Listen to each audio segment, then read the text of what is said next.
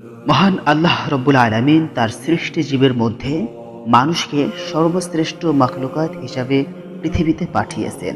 আর এই মানুষের মধ্যে আল্লাহ তাআলা বিভিন্ন নামের বিভিন্ন জাতিকে পৃথিবীতে পাঠিয়েছেন। সেই সমস্ত জাতির মধ্যে অন্যতম একটি জাতির নাম হলো সামুদ জাতি। যেই সামুদ জাতির নিকট রাসূল হিসাবে প্রেরিত হয়েছিলেন পয়গম্বর হযরত সালেহ আলাইহিস সালাম। আজকের আয়োজনে আমরা আলোচনা করব সামুদ জাতিরা হযরত সালেহ আলাইহিস সালামের সাথে কিরূপ আচরণ করেছিল এবং তাদের কঠোর অবাধ্যতায় আল্লাহ রব্বুল আলামিন তাদের শেষ পরিণতি কি করলেন। সামুদ জাতির নিকট হযরত সালেহ আলাইহিস সালাম রাসূল হিসাবে প্রেরিত হয়েছিলেন। সামুদ জাতি অত্যন্ত সমৃদ্ধশালী ছিল। শস্য শ্যামলিয়ায় পরিপূর্ণ ছিল তাদের এলাকা।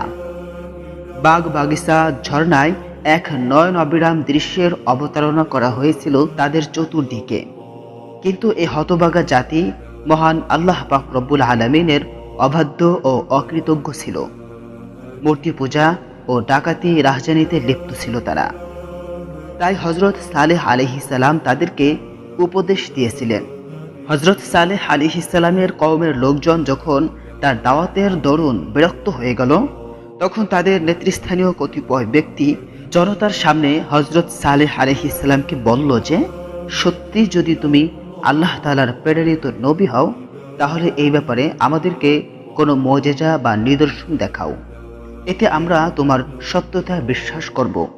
হযরত সালেহ আলাইহিস সালাম বললেন, এমন যেন না হয় যে উক্ত নিদর্শন দেখার পরও তোমরা তোমাদের ভ্রান্ত মতবাদ ও ধর্মবিশ্বাসের ওপর অনড় থাকবে। নেতৃবর্গরা তখন জোরালোভাবে বলল, না, আমরা তা দেখা মাত্রই ঈমান আনয়ন করব। হযরত সালেহ আলাইহিস সালাম জিজ্ঞাসা করলেন, তোমরা কোন ধরনের নিদর্শন দেখতে চাও? তারা জবাবে বলল, এই যে সামনের পাহাড় বা বসতির এ পাথর থেকে একটি গর্ভবতী উটনী বের করে দেখাও, আর ওই উটনী পাথর থেকে বের হওয়ার পরই সবার সামনে বাচ্চা প্রসব করবে। হযরত সালেহ আলাইহিস সালাম মহান আল্লাহ তাআলার দরবারে দোয়া করলেন। ফলে তখনই উক্ত পাথর থেকে একটি গর্ভবতী উটনী বেরিয়ে এলো এবং সাথে সাথে একটি বাচ্চাও প্রসব করলো।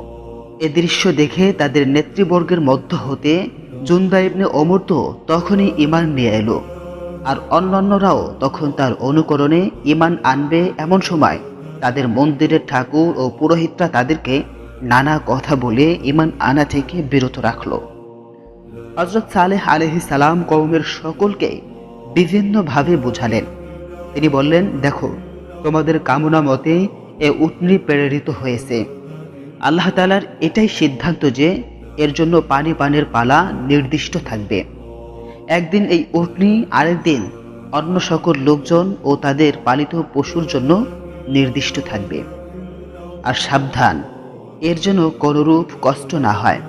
এর যদি কোনরূপ কষ্ট হয় তাহলে তোমাদের কোনো নিস্তার নেই। বেশ কিছুদিন পর্যন্ত এই ধারা বহাল ছিল। বহু লোক তার দুধ দ্বারা উপকৃত হতো। তবে ধীরে ধীরে তাদের মধ্যে এই বিষয়টি অসহনীয় হয়ে ওঠে। তাদের পরস্পরের মধ্যে পরামর্শ ও ষড়যন্ত্র হতে থাকে যে এ উটনীকে মেরে ফেলতে হবে, যাতে পালা বন্টন থেকে মুক্তি লাভ হয়। কেননা এটা আমাদের নিজেদের ও আমাদের পশু পাখিদের জন্য অত্যন্ত দুর্বিষহ ব্যাপার হয়ে দাঁড়িয়েছে। আমরা সবাই এর দরুন কষ্টের শিকার হচ্ছি, তবে তাকে হত্যা করার সাহস কারোরই ছিল না। পরে সামুদ নামের জৈনক সুন্দরী রমণী নিজেকে মিস্তা নামক ব্যক্তির সামনে এবং অপর এক রমণী উনাইজা তার সুন্দরী কন্যাকে তাদের এই উত্তেজনাকর প্রস্তাবে কায়দার ইবনে সালিফ ও মিসদা উদ্বুদ্ধ হয়ে এর জন্য প্রস্তুতি নিল। তারা সিদ্ধান্ত নিল যে উটনীর চলাচল পথে আত্মগোপন করে বসে থাকবে। উটনীটি যখন মাঠের দিকে যাওয়ার জন্য বের হবে, তখন অতর্কিতভাবে তার উপর আক্রমণ করবে। এ ব্যাপারে তারা আরও কয়েকজনের সাহায্য কামনা করল এবং তারা তাতে সম্মত হলো। মোট কথা, উপরোক্ত সিদ্ধান্ত মাফিক উটনীকে তারা হত্যা করে ফেলল।